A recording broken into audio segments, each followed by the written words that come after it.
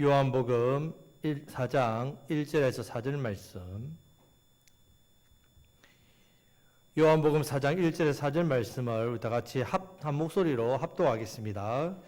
예수께서 제자를 삼고 세례를 베푸시는 것이 요한보다 많다 하는 말을 바리새인들이 들은 줄을 주께서 아신지라. 예수께서 친히 세례를 베푸신 것이 아니요 제 아들이 베푼 것이라. 유대를 떠나사 다시 갈릴리로 가실새 사마리아를 통과하여야 하겠는지라. 아멘. 자, 사람에게는 누구나 다 목마름이라는 게 있습니다. 목마름. 육신적으로 우리가 목이 마른 것도 있지만 인생에 대한 목마름이 있습니다. 특히 성공에 대한 목마름, 행복에 대한 목마름, 만족에 대한 목마름. 그런 목마름들은 더 큽니다. 그런데 이상한 것이 내가 성공했습니다. 행복을 누렸습니다. 그런데도 만족하게 사는 것 같아도 이 목마름은 없어지지 않습니다.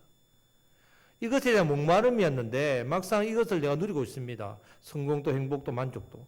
그런데 여전히 채워지지 않는 목마름이 있고 더 심한 갈증을, 목마름을 느끼게 됩니다. 자, 그래서 오늘 이 목마름에 대해서 우리가 좀 생각을 해야 됩니다. 우리에게도 동일하게 목마름이 있습니다. 자, 오늘 본문에서 이런 목마름을 가진 이제 4장에서 여인이 한 명 나옵니다. 사마리아 여자, 여러분 너무 잘 아시는 여자입니다. 이 여자는 안락한 삶에 대한 목마름이 있고 성에 대해서 이런 이성에 대해서 이런 목마름을 가지고 있습니다. 그런데 그것을 채워줄 남자가 필요하기 때문에 남자를 찾고 또 찾고 또 찾고 또 찾고 이미 5명의 남자와 결혼을 했고 이혼을 했습니다. 그리고 6번째 남자와 살고 있습니다. 그리고 이 남자에 대해서도 이 남자가 자신의 마음을 채워주지 못하기 때문에 다른 또 사람을 찾을 겁니다. 그럼 왜 채워주지 못하는가? 좋은 남자를 못 만나서 그렇죠. 이렇습니까? 그렇지 않다는 말입니다. 세상에 그런 남자는 없습니다. 다 채워줄 수 있는 남자가 어디 있습니까? 그래서 계속 목말라 합니다. 아니, 이전보다, 처음에 목마름보다 갈수록 더 목말라 합니다.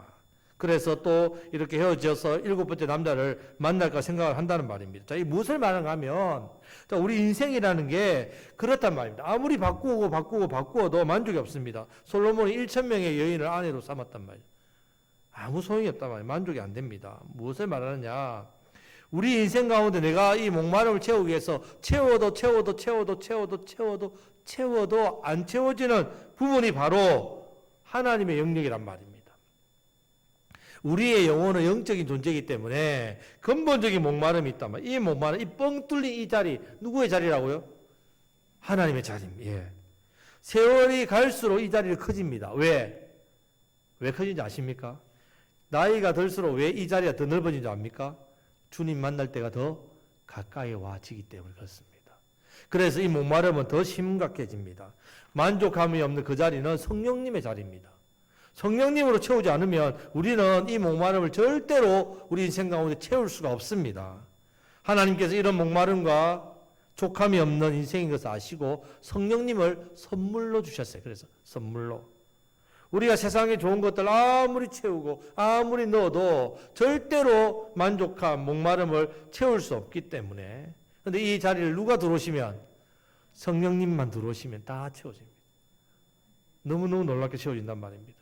자, 요한복음 3장에서 그래서 성령님에 대한 이야기를 한 겁니다. 성령님 어떤 사람이 성령을 받았습니까? 성령님 바람과 같다 했죠. 그러나 어떤 사람? 바람이 부는 자리에 가는 사람, 바람을 사모하는 사람, 회개하는 자, 복음을 믿고 그 안에 들어오고자 하는 자는 성령님을 받는다 했습니다. 성령을 구하라 했습니다. 기도하여 간절히 성령님을 구하는 자 받습니다.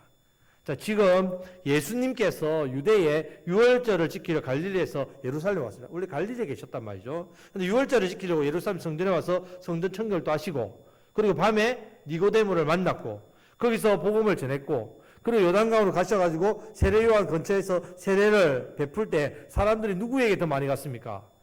예수님께로 더 많이 모였단 말입니다. 그래서 많은 이제 이스라엘 지도자들이 세례요한의 제자들을 이렇게 도발했지요. 너희 서성의 시대 끝났다. 그런데 세례요한이 뭐라고 합니까? 나는 쇠하고 예수님은 흥해야 된다. 분명한 자기 정체성을 이야기했단 말입니다. 자, 이제 이런 가운데 예수님께서 유대 사역을 접습니다. 유대 사역을 접고 어디로 가시냐? 갈릴리로 가십니다. 자, 이 갈릴리로 떠나신다 할 때 이 갈릴리로 떠난 건 잠시 잠깐 간다는 말이 아니라 완전히 이제 갈릴리로 가셨다는 말입니다. 세례 베푸는 사역을 갈릴리에서 이제 하셨다는 말입니다. 그럼 더 계실 수 있는데 왜 그 길을 떠나셨느냐? 자, 그럼 예수님께서 유대를 떠나 갈릴리로 왜 가시는지 그 이유가 1절부터 3절 말씀에 나옵니다. 다 같이 한번 읽어보겠습니다. 예수께서 제자를 삼고 세례를 베푸시는 것이 요한보다 많다는 말을 바리새인들이 들은 줄을 주께서 아신지라. 예수께서 친히 세례를 베푸신 것이 아니요 제 아들이 베푼 것이라. 유대를 떠나서 다시 갈릴리로 가실세 했습니다. 자, 1절 말씀에서 예수님이 제자 삼고 세례를 베푸는 것이 세례 요한보다 많다는 말을 누가 들었다고요? 바리새인들이 들은 줄을 주님께서 아셨다 했습니다. 자, 2절에서는 물론 예수님이 다 베푼 게 아니라 했습니다. 제자들이 베풀었다 했습니다. 자, 갈로를 친 것은요, 고대에 이제 원본은 없습니다. 성경에 원본 없고 사본들, 이게 성경을 필사하는 것들이 많이 발견되었습니다. 그래서 고대의 사본은 있는데 이 내용이 많은 다수의 사본에서 이 내용이 빠져 있습니다. 그래서 갈로를 친 겁니다. 그건 별로 여러분들이 크게 중요할 건 아닌데요. 자, 사실 많은 사람이 오는데 예수님이 어떻게 다 세례를 베풀 수 있겠습니까? 그죠? 그러니까 제자들도 함께 베풀었다 이 말입니다. 실제적인 상황에서 그렇단 말입니다. 자, 이 말을 바리새인이 들었다는 것은요, 지금 바리새인들에게서는 세례 요한이 좀 부담되는 존재였습니다. 왜냐하면 세례 요한이 오기 전에는 자기들이 인기를 독차지했습니다. 백성들에게. 바리새인 하면 존경받고 영향력 있고 그들은 힘과 물질, 권력을 다 가지고 있었습니다. 자, 그랬는데 갑자기 세례 요한이 나오자 백성들이 다 세례 요한에게 가서 세례를 받고 말씀을 듣고 세례 요한을 존경하고 제자로 따랐단 말이에요. 제자로. 근데 세례 요한이 어디 있었냐? 광야에 있었단 말이에요. 광야. 집도 절도 없는 광야. 메뚜기 먹고 석청, 꿀 먹고 낙타 옷 입고 그렇게 광야에 있는데 사람들이 거기 찾아갔단 말이에요. 여러분들. 그러니까 여러분들 이 바리새인들이 기분이 안 좋은 거예요. 자신들을 따르는 백성들이 세례 요한에 가니까.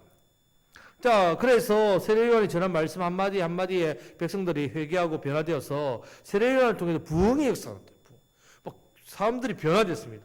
돌이키고 시대가 막 바뀌었단 말이에요. 그런데 이런 세례 요한이 바리새인들 앞에서 골치 아픈데 이 세례 요한 집안이 좋습니다. 누구 집안입니까? 제사장 사가랴 집안이란 말이에요. 제사장 집안이기 때문에 이 집안이 워낙 세력이 있는 집안입니다. 손을 못 대는 거죠. 그런데 세례 요한보다 더 골치 아픈 사람이 나타났단 말이죠. 누굽니까? 예수님. 예수님 어느 출신? 나사렛? 곡성보다 더 시골? 저기 오산 저 구석에 우리가 얘기하면 저 산꼭대기 저 출신이란 말이에요. 그러니까 사람들이 그런 시골 출신이 나타나고 하니까 무시하는 거예요. 대놓고. 바리새인들이 직접 공격을 한단 말입니다. 집안 배경이 없으니까 이렇게 생각했단 말이에요. 그런데 세례 요한도 예수님을 추천하고 사람들 그게 점점 많이 모이고 세례를 받고 제자도 많아지고 그러니까 이제 이 예수를 어떻게 할까 이 시기를 하는 겁니다. 자, 예수님이 이 사실을 아셨단 말이에요. 자, 지금은 예수님 때가 아니죠. 십자가의 때가 아니기 때문에 조용히 유대를 떠나 갈릴리로 가셨다는 말씀입니다. 자, 그래서 요한계시록 5장 6절 말씀에 보면 내가 또 보니 보좌와 내 생물과 장로들 사이에 한 어린 양이 서 있는데 일찍이 죽임을 당한 것 같더라. 예수님을 상징합니다. 그에게는 7뿔과 7눈이 있댔습니다. 이게 눈이 7개 달고 뿔이 7개 달다는 뜻이 아니라 눈은 뭐 합니까? 눈은 보지요. 7은 완전한 수입니다. 그래서 눈들이 세상을 다 본다는 말입니다. 예수님은 다 보신단 말이에요. 예수님은 모르는 게 없다는 말입니다. 그래서 하나님의 보내심을 받은 7영이다. 이렇게 표현합니다. 그러니까 예수님을 통해서 이 영들이 세상 곳곳에서 다 보기 때문에 누가 사모하는 심령인지 누가 주님의 은혜를 간절히 갈구하는지 이 자리에 앉아 계신 분들 가운데서도 누가 주님을 더 사모하는지 누가 더 하나님의 말씀을 더 간절히 듣고 싶어 하는지 우리는 몰라도 누구는 아신다고요? 예수님 아신단 말이에요. 다 감찰하고 계시단 말입니다. 그래서 그 심령에 은혜를 주시고 그 심령에 성령을 부어주시는 말입니다. 마태복음 7장 6절 말씀에서도 너희 거룩한 것을 돼지에게 주지 말고 개에게 던지지 말라 이렇게 말씀합니다. 여기서 이스라엘 백성들은 이 말 듣고 그 당시에 돼지나 개가 누구라고 생각했습니까? 이방인이라고 생각했습니다. 그래서 예수님이 말씀하실 때 그래 이방인들에게 말씀 복음을 주면 안 되지. 그런데 예수님이 하시는 말씀에서 산상수훈의 말씀을 보면 말씀에 관심이 없는 사람들을 누구라 불렀다고요? 개하고 대지를 했단 말이에요. 그래서 그들에게 말씀을 줘봤자, 진주와 보배를 개하고 돼지한테 줘봤자 아무런 관심이 없겠네, 소용이 없다는 것을 예수님이 비유로 말씀을 하셨습니다. 그래서 제 아들에게도 마태복음 10장 13절이라든지 10장 22절 23절에 보면 복음을 전하다가 복음을 받지 않으면 어떻게 하라고요? 발에서 먼지도 털어버리려 했습니다. 떠나라. 말씀을 사모하지 않는 사람들에게 말씀은 개와 돼지에게 진주를 주는 거랑 똑같다, 그런 말입니다. 그리고 너희를 핍박하는 자가 있거든 떠나라. 교만해서 사모하지 않으면요, 복음을 주지 말라는 말씀까지 하시는 겁니다. 성도 여러분, 하나님의 은혜를 사모하시기를 축복합니다. 이 자리에 다 계셔도 말씀에 대한 기대함과 말씀을 사모하는 마음이 우리 주님 아신다는 말입니다. 그래서 내가 말씀을 받는 기대함을 가지고 이 말씀을 받아 이 말씀에 순종하겠다는 그런 간절한 마음을 우리 주님이 보시고 거기에 말씀을 부어주시는 겁니다. 이 은혜가 있으시길 축복합니다. 그리고 그 사람에 더 은혜를 주시고 하늘문 여시고 성령을 부어주시고 하나님의 은혜를 또 사모함으로 말씀과 은혜와 성령으로 충만하도록 그렇게 역사하십니다. 이 은혜가 있으시기를 주님의 이름으로 축복합니다. 자, 이제 예수님께서 유대로 가시는데, 자, 4절 말씀을 다 같이 읽겠습니다. 사마리아를 통과하여야 하겠는지라. 자, 여기서 하여야 하겠는지라 이런 표현. 하여야 하겠는지라, 이 말은 반드시 해야 하겠다 이 뜻입니다. 그럼 지금 제 아들이 예수님께서 사마리아로 어떻게 해요? 반드시 통과하시겠다. 자, 지리적으로 보면 남쪽에는 이스라엘을 3등분으로 나눌 수 있습니다. 우리는 남북으로 이렇게 나눠져 있지만 3등분. 밑에는 남유다, 북에는 갈릴리, 중간에는 사마리아 이렇게 있단 말이죠. 그러면 자, 남쪽 유다에서 북쪽 갈릴리로 가려면 어디로 가야 되느냐? 두 가지 길이 있습니다. 첫 번째, 어디로 통과해야 되겠습니까? 당연히 사마리아로 통과하면 그 길은 편하고 넓고 좋습니다. 그런데 그 길 말고 다른 길은 둘러가야 되겠죠, 사마리아를. 그러면 꼬불꼬불한 산길, 산악지대, 험난한 길. 이스라엘은 남쪽이 산악지대고 북쪽이 평지입니다. 그러니까 그 산악지대를 거쳐서 북쪽 평지로 가야 된단 말이에요. 그러니까 참 힘들단 말입니다. 사마리아를 거치지 않고 가는 길은 너무 힘듭니다. 그래서 이 산길을 가다가 여리고에서 강도 만난 사람 이야기 있죠. 너무 흔한 이야기란 말이에요. 산길이니까 행인들을 노리는 도둑들이 많습니다. 여러분들 어느 길로 가겠습니까? 첫 번째 사마리아를 통과해서 가겠습니까? 편한 길. 아니면 험한 산길 도둑들이 많은 길을 가겠습니까? 왜? 편한 길. 근데 유대인들은 어느 길로 갔겠습니까? 험한 길, 도둑 많은 길로 갔습니다. 왜요? 아이고, 사스 고생한다고 유대인들? 편한 길 놔두고 왜 안전한 길 놔두고 위험한 길 갔을까요? 자, 한마디로 그들은 사마리아 사람들을 뭐 취급했기 때문에? 개돼지로 취급했단 말이죠. 자, 왜 이렇게 했냐? 열왕기 상하 말씀을 보면 역사상 솔로몬의 아들 르호보암이 시대에 이스라엘은 남유다와 북이스라엘이 갈랐습니다. 우리처럼 남북이 나눕니다. 북쪽 이스라엘 수도가 어디입니까? 사마리아였단 말입니다. 그래서 사마리아인데 BC 예수님 오시기 722년에 이 북이스라엘은 아수르에게 망합니다. 그때 아수르가 포로 나라에 대한 말살 정책을 펼치는데, 왜냐하면 나라를 많이 정복하다 보니까 이 나라들이 독립운동을 하면 힘들잖아요. 이 민족을 말살합니다. 어떻게 말살했느냐? 섞어버렸습니다. 혼합주의. 그래서 그 땅에 사는 민족을 어디로? 다른 나라로 완전히 다 이주시키고, 다른 나라의 민족 사람들을 그 나라로 이주시키고, 서로 짬뽕을 만들어가지고 혼혈을 만들고 결혼시켜가지고 애기 혼혈하려고 하고. 왜 그렇게 했을까요? 민족성과 나라성을 없애서 아수르 사람 만들려고 그렇게 했다는 말입니다. 그러니까 북이스라엘 사람들이 어떻게 했다고요? 순수 혈통이 다 혼합인이 되었습니다. 단일 민족의 혈통이 사라졌단 말입니다.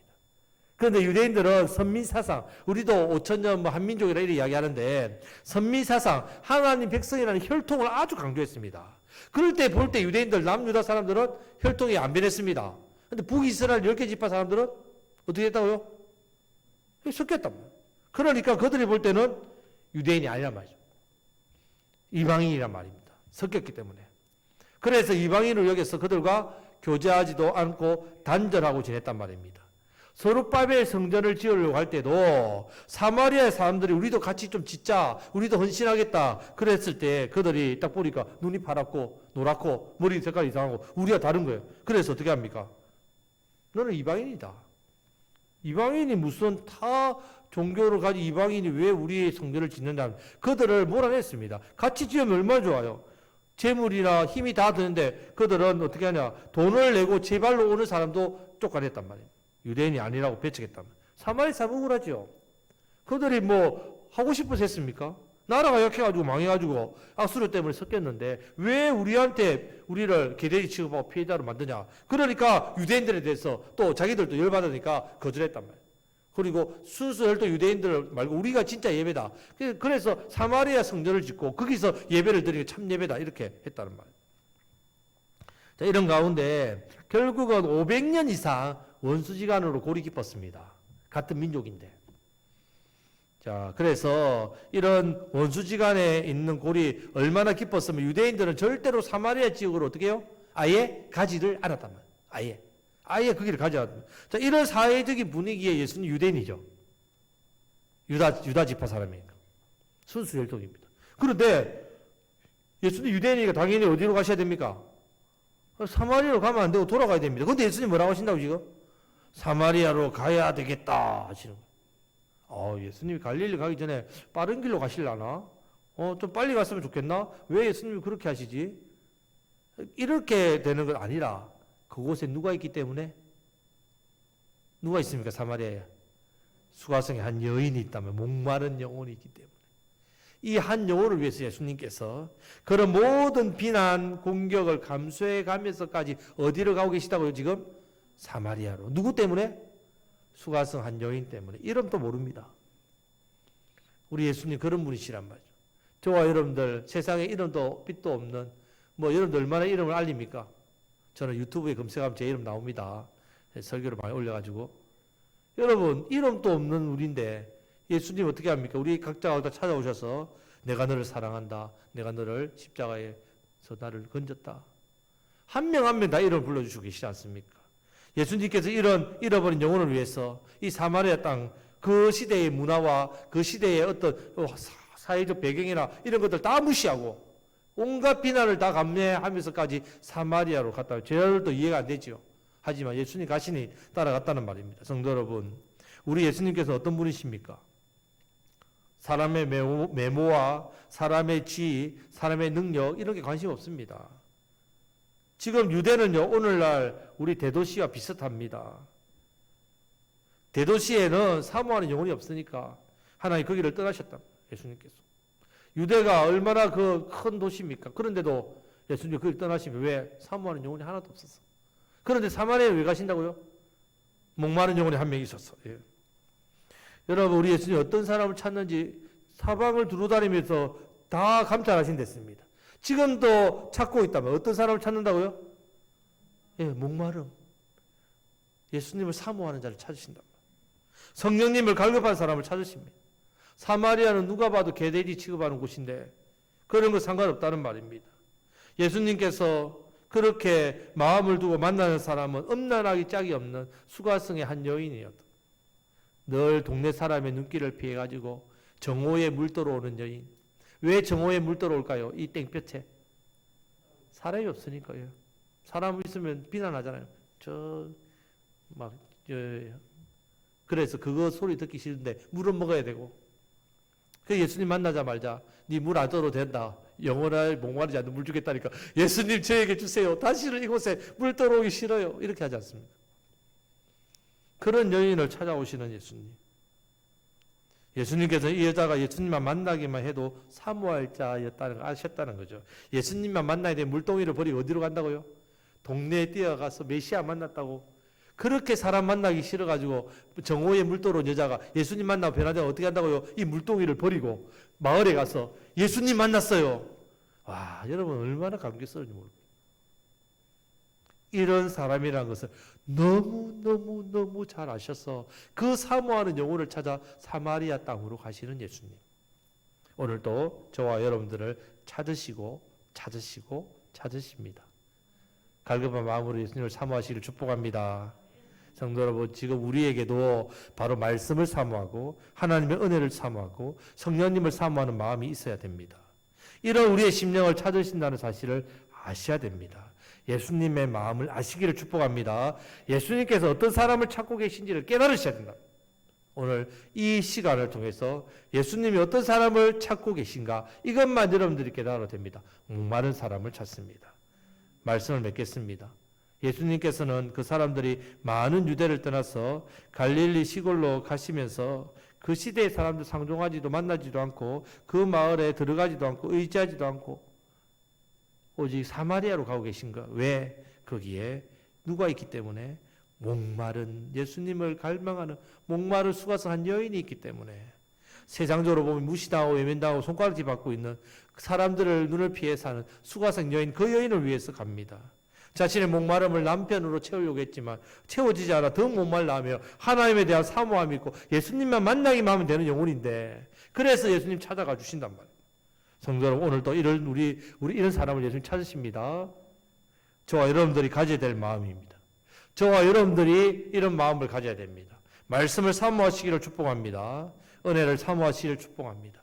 무엇보다도 성령님을 사모하시기를 축복합니다. 그래서 우리 심령 가운데 말씀이 들어오고 은혜가 들어오고 무엇보다도 성령님이 충만하게 넘쳐나시기를, 그런 한 주간을 살아가시기를 우리 주님의 이름으로 축복합니다. 이 은혜로 많은 사람들에게 목말라 하는 사람, 우리 주변에 얼마나 많이 모릅니다. 그 영혼들 향해서 생수 예수님을 전거하시며 살아가시는 저와 여러분들이 다 되시기를 우리 주님의 이름으로 축복합니다. 아멘. 이 시간 우리가 같이